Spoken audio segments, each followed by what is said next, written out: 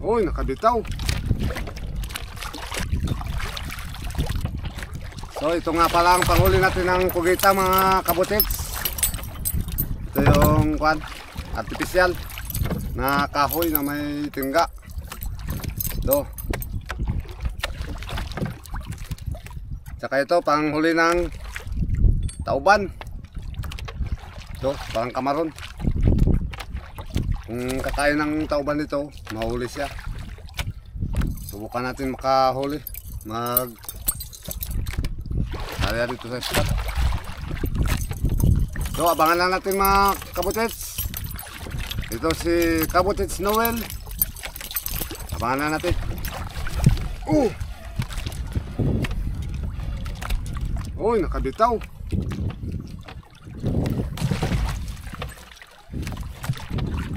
Nakabitaw mga kabutits. Silipin natin.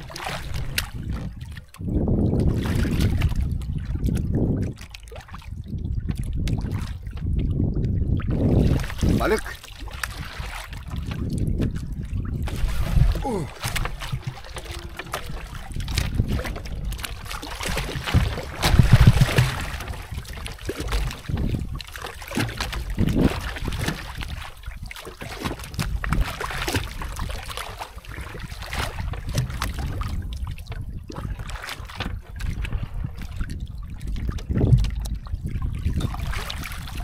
Oh, kabutits. Meron na huli, mga kabutits. Good for 1 kilo na ito. Nice. Yan. Buhay na buhay oh, mga kabutits. Oh, nakahawak pa oh.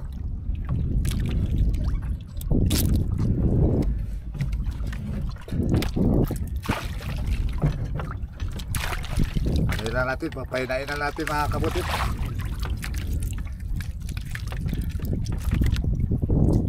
Ay, nagawak oh. Yan. Yan. Nakita na mga kabutits. Hindi natin lagay sa balde. Lagyan natin ng dagat. So, yan ang hanap buhay namin mga kabutits. Wala kasi kami ibang trabaho. Ito lang pinakakakitaan namin mga kabutits.